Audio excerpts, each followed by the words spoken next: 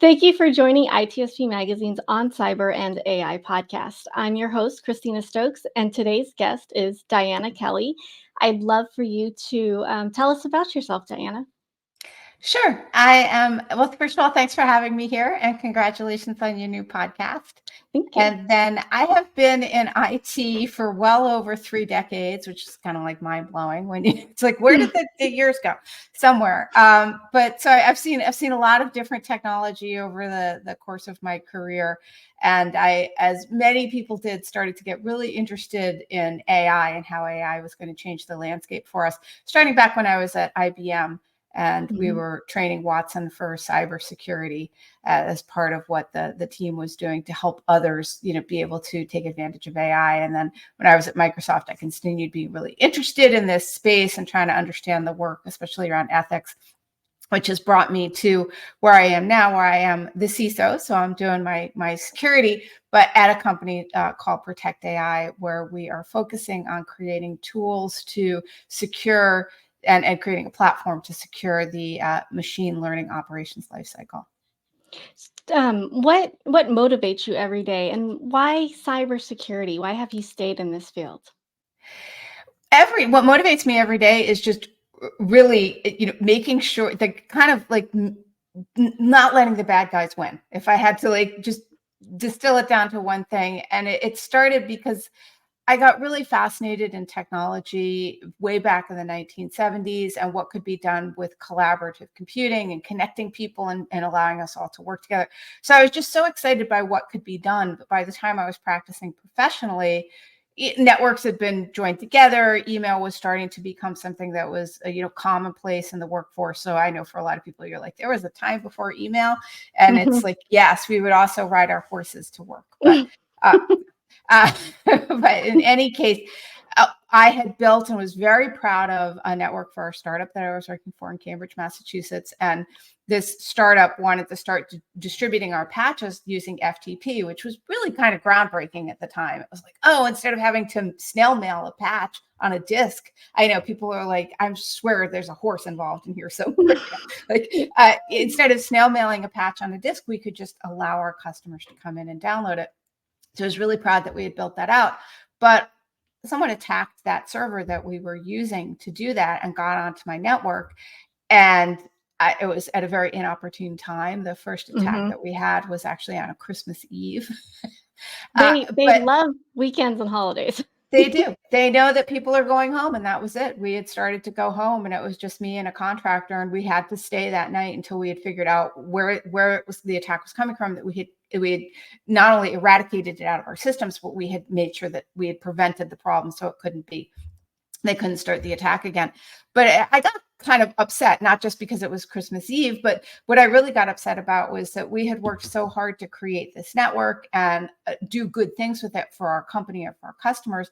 And then here were these attackers that were coming in and disabling us from taking, the benefit of using our network. And I was like, never again. That's not okay. That is, this isn't your network. It's ours. You shouldn't be trying to take and break it.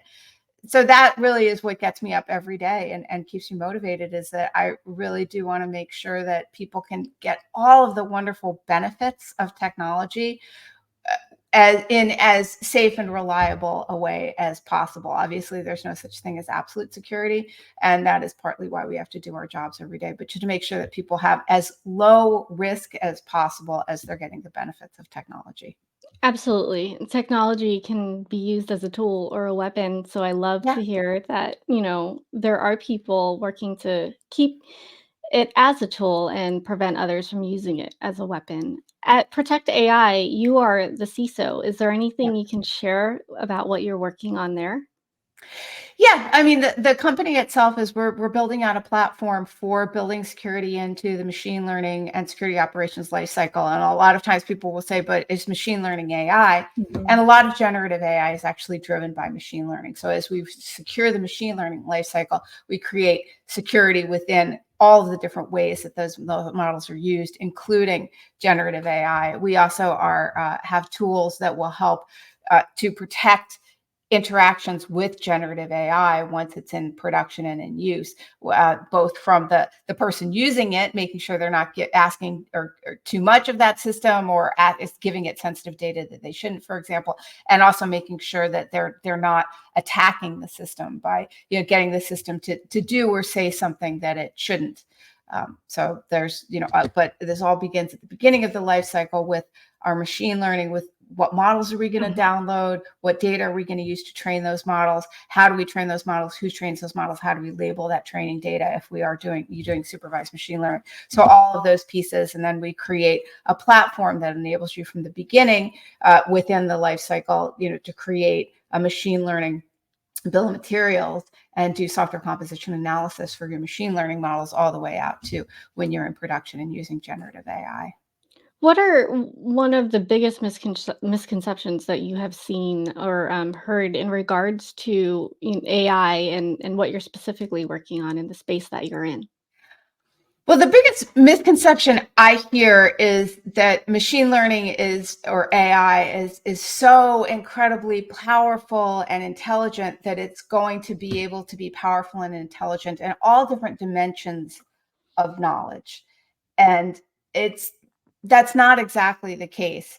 If we're talking about mathematics, Mhm. then we really computers are going to be able to do things that are better than people in a lot of cases. For example, if I gave you two 20-digit numbers right now to multiply, or gave me, right, both of us would take quite a while with pen and paper trying to do that manually. A calculator is going to be able to do that very, very quickly.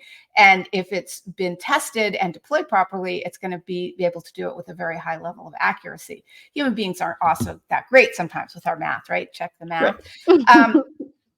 But there are other things that humans do that we don't necessarily count as part of intelligence, but actually do take quite a lot of intelligence to. So I use this example a lot, which is to pick up something and pick up a vessel and drink from it. This actually, to be able to pick this up, I mean, this could have been in a glass. I use Mhm. glasses a lot. Sometimes I pour this in. The amount of liquid that's in here, I actually can't see this right now. This could be full or it could be almost empty. If it was full, I need to create a different amount of grip strength. I need to put a different amount of force in my arm. There's a whole lot, bottom line, there's a whole lot of math that goes on Mhm. with something very simple, but because human beings do this every day without thinking, we go, that's easy. Well, it's not necessarily easy. Now think about training an AI-driven robot to be able to pick up any kind of vessel and know the exact amount of strength to bring it up to to drink, right? So that's it. Is that we don't necessarily get down to the levels of what intelligence is, and sometimes we overestimate how hard something is because it's hard for us, i.e., math, Mhm. and we underestimate something that's actually pretty difficult because it's easy for us, like picking up a glass and being able to bring it to our mouths to be able to drink from it. So that misconception has led to I've heard things like, well, the OpenAI, Gen AI, ChatGPT, it passed the bar and it's going to be smarter than lawyers within 6 months. Mhm. Not necessarily, because the kinds of intelligence that you need to have to be a lawyer isn't exactly the way that ChatGPT is working yet. One of the big problems with ChatGPT in the legal profession so far has been the quote hallucinations, Yeah. create statistically probable cases that could have been built a precedent, but it doesn't necessarily go and check to see if those cases are actual cases. Maybe it just invented some of those cases. So that misconception, the misconception that the AI is always smarter than us and that it's always going to be better than humans, I think that that's a big one that we just, as all of us, need to be thinking about where it's really smarter, what the best use cases are, and where we really need to have humans still involved with the thinking and the nuance. The other big misconception that is concerning, and one that at Protect.AI we're very much hoping to help with quite a bit, which is that some people kind of think that the AI just got invented in November 2022 and that Mhm. ChatGPT was the first real deployment of AI. That's not the case. I had mentioned you being at IBM when Watson for Cyber was being trained, and that was 8 years ago. machine learning models have been in use in a number of different sectors and organizations. Big pharma, for example, for trials and looking at data around new medications, for example, in financial services. Some of us may already be using ML within our financial services portfolio. If anybody signed up for a quantitative or robo advisor, right? That's machine learning driven. So the misconception that this just happened and now we have to think about how we secure it going forward.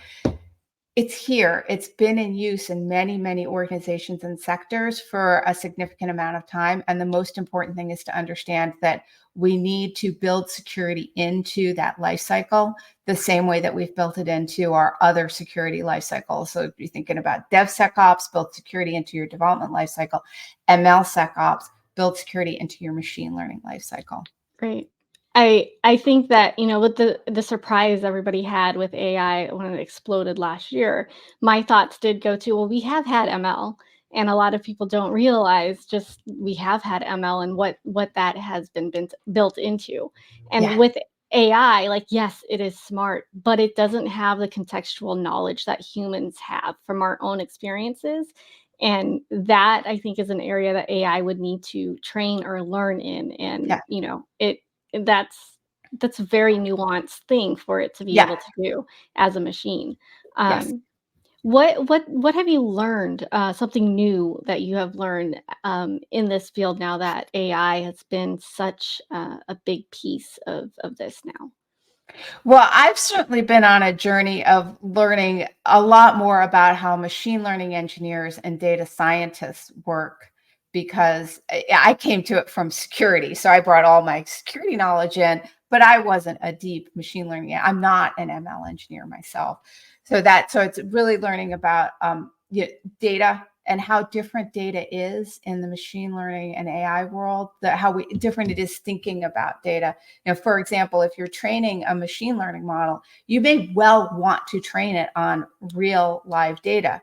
It may Mhm. be anonymized. I mean, you may give instructions to the model to not give out information about the training data, but you want to train it on live data very often so that that it's been fit properly for its purpose.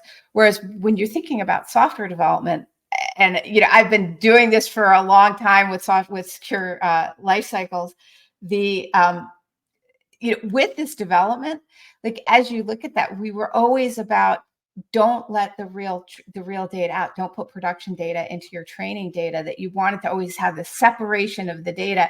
And in machine learning, it's a they're very different world with the data. Has there been any surprising lessons or key takeaways that you have gleaned over this process?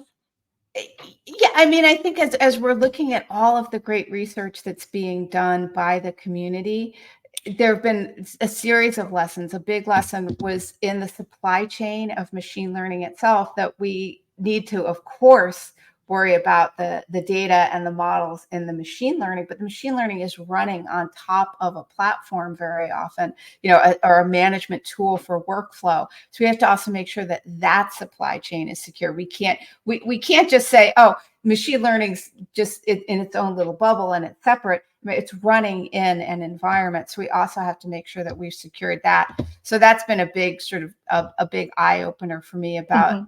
how we have to apply the security, not just to the machine learning operations lifecycle, but also to the environment that the machine learning, the models are going to be running in.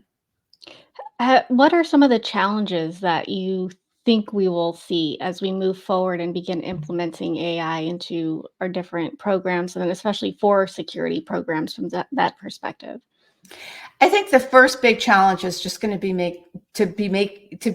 able to weave security in to the entire life cycle. Being able to get governance and be able to see, know, and manage what's happening in our machine learning life cycles, starting from where those models are coming from, as sort of a software composition analysis around the models and create a bill of materials. What models are we using? Who was training them? What data are we using? Where have those data sets been used within our environment? So I think that's a really big challenge, is to weave the security into the process. Mhm. What about wins? Has it helped in any way as far as security, implementing security programs? I think that there's a lot of opportunity for big wins. We've already seen machine learning help us quite a bit in anomaly detection and in classification. Is this fish or is this not a fish? Is it perfect? No.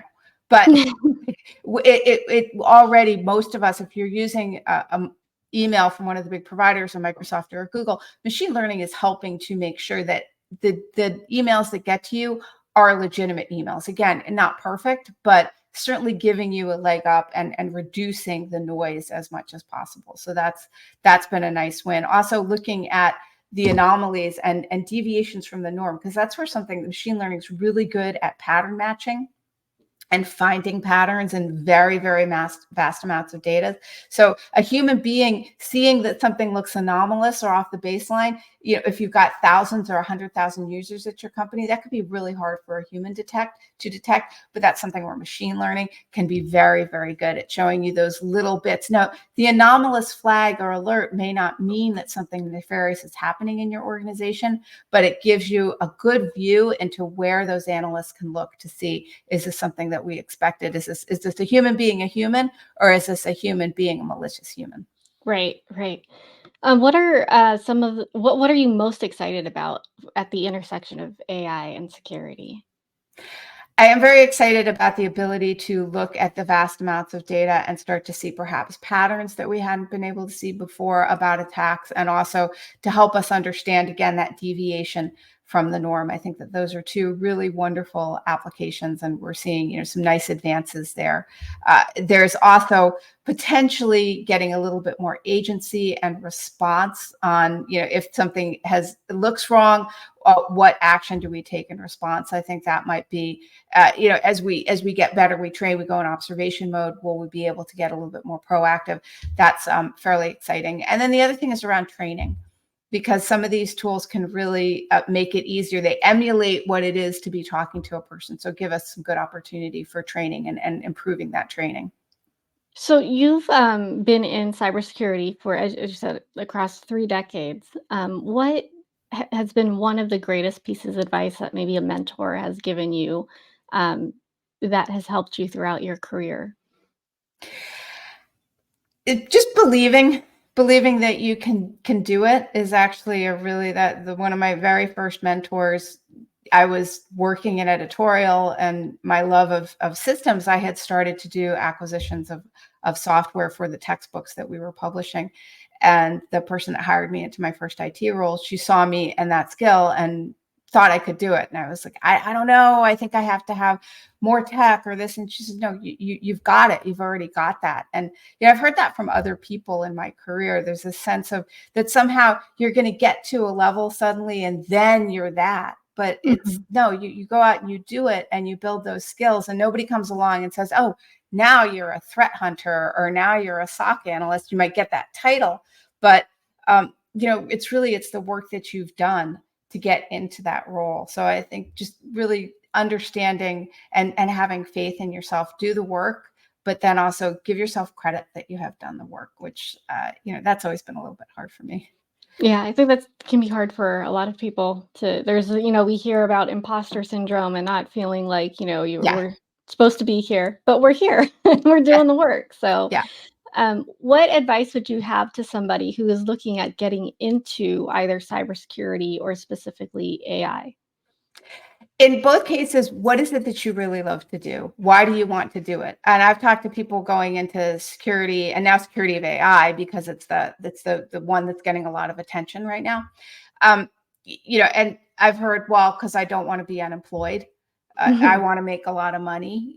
I want to get the bad guys. Okay, those are all good things. Think about why it is that you're going into this field, and then which part of the field that really interests you. There are highly technical roles in security and security for AI, and there are less technical roles. We need lawyers, we need graphic designers, we need sociologists to help us understand the psychology of the people that are responding to these systems.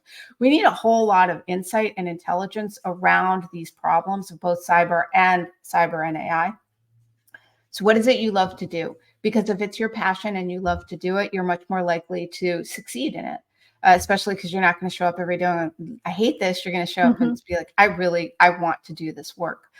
So that's really understand what it is you want to do, start to get a feel for which area is most interesting to you. And then once you've got that, you can get better advice and guidance on exactly what to do. If somebody says that they want a really technical path, they don't like people, they want to sit with their computer all the time, and they just want to look at code, okay, then they might be really good as a threat hunter. They might be good as a malware engineer, or be able to look for vulnerabilities in other systems, be a red teamer. There are a lot of things that might be better for that person. And then if that's where they wanted to go, I would say things like start going to the more technical conferences, go to CFPs and compete in CFPs, capture the not CFPs, CFTs, CTF. Sorry,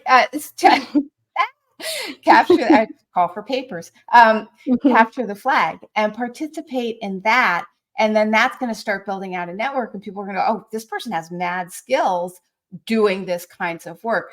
Then that network could help you find a job. If you, as you're sitting and interrogating yourself, which part of this I like the most, if it's like, I really like the policy and I want to write the policy, but I want it to be the policy that gets adopted up in Washington, D.C., that becomes law. Okay, in that case, you're probably going to be veering more towards at least the government and potentially even legal, so that you can go up on the hill and understand how to create laws and what those laws are like. And that would be a different path.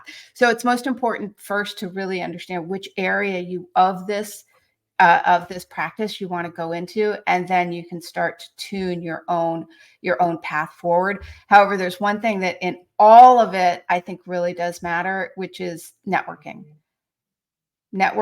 finding people. Even if you're I'm a huge introvert, even if you're a really big introvert, finding your people that you can talk to, and finding the organizations and the groups that you feel comfortable with, they're going to help you really advance, because they know things you don't know. So that's like, how do you learn? Sometimes it's by talking to other smart people. The other thing that will really help you advance is that a lot of times in these groups, they know someone who's hiring somewhere, and that can help you get that job or the next job, or at least understand what the skills you need to get that job that you want. So then you can create and craft your own plan for advancement. I completely agree with that. Like, that has been, definitely helpful for me in my path, and then also just understanding what fulfillment means to you, in selecting Yeah, roles and different projects to work on. I think, it helps, because if you don't know what fulfills you, you don't know what your values are, you could get into a role and you can make tons of money, but it'll feel like a drag every single day. So, I mean, you gotta, find what it is that you love and drives you. So, yeah. um, Diana, thank you for your time today. I just wanted to say I really appreciate your time, and thank you for coming on as my first guest for the On Cyber AI podcast. We love you here at ITSP. So yes, thank you so much, and thank you to everybody tuning in. Thanks. Bye. Bye.